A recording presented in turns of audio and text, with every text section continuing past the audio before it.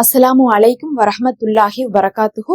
இன்னைக்கு நம்ம பாத்தீங்கன்னா வீட்டுல பரக்கத்தை ஏற்படுத்தக்கூடிய, செல்வத்தை இழுத்து கொண்டு வரக்கூடிய ஒரு சிறப்பான அமலை சொல்ல போறோம். பொதுவாக நம்ம அமல் சொல்றதுலாம் நம்ம ஓதுவோம், தொழுகுவோம், இந்த மாதிரியான அமல்களா தான் இருக்கும். ஆனா இந்த தடவை நம்ம இதை என்ன பண்றோம், ஓதி ஊதி எடுத்து வச்சுக்கிறோம்.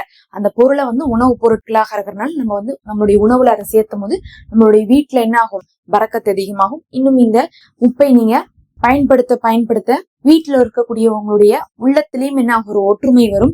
அதாவது ஒரு முசீபத் இல்லாம, ஷைத்தானுடைய ஊசலாட்டங்கள் இல்லாம ஒரு பாசம் அதிகரிச்சு வரும்.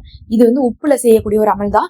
பரக்கத்தும் உங்களுக்கு கிடைக்கும், அன்பும் பரக்கத்தாக உங்களுக்கு இருக்கும், குடும்பத்துல ஒரு ஒற்றுமையும் இருக்கும்.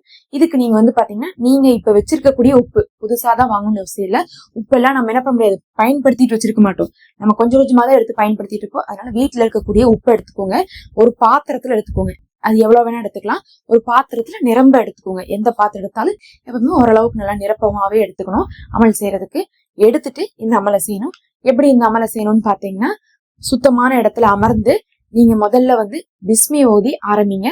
ஆரம்பிச்சுட்டு முதல்ல சலவாத்தை 17 முறை ஓதுங்க. 17 முறை சலவாத்தை ஓதி இதுல ஊதுங்க. முதல்ல சலவாத் எதுக்கு ஓதுறோம்னா, சலவாத்தை கொண்ட அமல் தான் நமக்கு பாத்தீங்கன்னா சிறப்பான அமலாக இருக்கு. சலவாத் அப்படிங்கிறது நமக்கு அருளையும் பரக்கத்தையும் கொடுக்கும். நம்ம செல்வத்தை எதிர்பார்த்தும், வீட்டுல ஒரு நிம்மதி ஒத்துமையை எதிர்பார்த்தும் இந்த ஒரு அமலை செய்யும் போது நமக்கு சலவாத்தே அதையெல்லாம் பெற்று தந்துரும். அதனால சலவாத்து அப்படிங்கிறது நமக்கு தேவையான அனைத்தையுமே கொடுக்கக்கூடியதுங்கிறதுனால முதல் பெரிய அமலே சலவாத்து தான். 17 முறை சலவாத் ஓதுங்க. எந்த சலவாத் வேணா ஓதலாம், சின்னதுல இருந்து பெரிய வரையும் எந்த சலவாத்து வேணா ஓதிக்கொள்ளுங்க. அது உங்களுக்கு கை கண்ட பலனை தரும். அடுத்தது இரண்டாவது 17 முறை ஆயத்துல் குர்சி ஓதணும். 17 முறை ஆயத்துல் குர்சி ஓதணும். ஆயத்துல் குர்சி அப்படிங்கிறது பாத்தீங்கன்னா உங்களுக்கே தெரியும், பக்ரா சூறால வரக்கூடிய ஒரே ஒரு ஆயத்து தான் அது. ஆனா அந்த ஆயத்துல் குர்சிக்கு பாத்தீங்கன்னா நிறைய ஹதீசுகள்ல நம்ம ஆதாரம் பார்க்க முடியுது. நபி ஸல்லல்லாஹு அலைஹி வஸல்லம் அவர்களே சொல்லி கொடுக்குறாங்க அவங்களுடைய மகளுக்கு, நீங்க ஆயத்துல் குர்சியை ஓதிவாங்க, அது உங்களுடைய வறுமையை போக்கும், உங்களுக்கு பரக்கத்து கொடுக்கும், உங்களுக்கு ரிசுக்கை இறக்கி கொடுக்கும், உங்களுடைய பண தட்டுப்பாட்டை என்ன பண்ணும், அது நீக்கி வைக்கும், கடனை அடைக்கிறதுக்கு உதவும் சொல்லிட்டு பல இடங்கள்ல பார்க்க முடியுது. அதே மாதிரி ஒரு தடவை கேக்குறாங்க அங்கிருந்து சஹாபிகள்கிட்ட, நபி ஸல்லல்லாஹு அலைஹி வஸல்லம் அவர்கள் குர்ஆன்லயே வைத்து மகத்தான ஆயத் எதுன்னு சொல்லுங்க பாக்கலான்ட்டு. அப்போது சஹாபிகளும் சொன்னாங்க, நபி ஸல்லல்லாஹு அலைஹி வஸல்லம் அவர்கள் அவங்களுக்கு இதுவரை சொன்னதை வச்சு யார சூழல அது ஆயத்துல் குர்சி தானே அப்படின்னு சொல்லியிருக்காங்க. அதனால குர்ஆன்லயே வைத்து மகத்தான ஆயத்துனா ஆயத்துல் குர்சி தான். சூறான்னு பார்க்கும்போது நிறைய சூறா இருக்கு.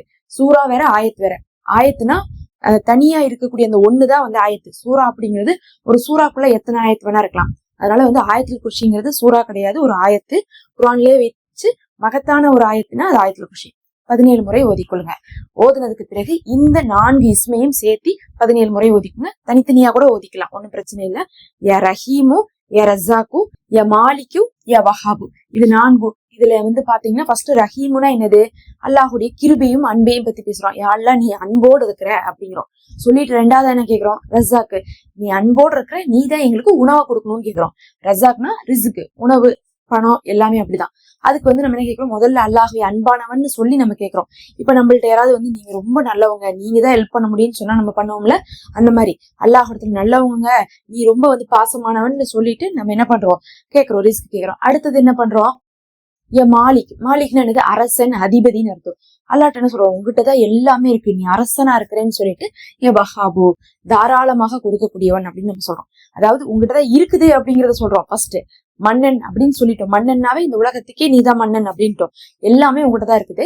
அதுக்கப்புறம் அதை நீ தாராளமாக கொடுப்ப அப்படின்னு சொல்றோம். இது பாத்தீங்கன்னாவே தெரியும், ஒரு கண்டினியூவேஷனா இருக்கணும். முதலுடைய வார்த்தை அல்லாஹ்வை புகழ்றதாகவும், ரெண்டாவது வார்த்தை நம்மள்ட்ட இருந்து நமக்கு அல்லாஹ்ட்ட இருந்து பெற்று தரக்கூடியதாகவும் இருக்கும். இப்படிதான் ஓதணும். இதை 17 முறை ஓதணும். ஓதி முடிச்சதுக்கு பிறகு நீங்க அந்த உப்புல ஓதிக்கோங்க. ஒரே தடவை தான்.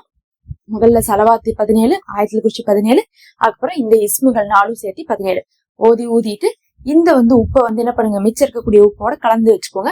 கலந்து வச்சு சமையலுக்கு பயன்படுத்தி கொள்ளுங்க. அதுவும் பாத்தீங்கன்னா இப்ப நமக்கு ரமலான் வந்துருச்சு. அடுத்தடுத்து வீடியோக்கள் வரும். தொடர்ச்சியாக பாக்குறதுக்காக மறக்காம சப்ஸ்கிரைப் பண்ணிக்கோங்க. இந்த வீடியோக்கு ஒரு லைக் கொடுங்க.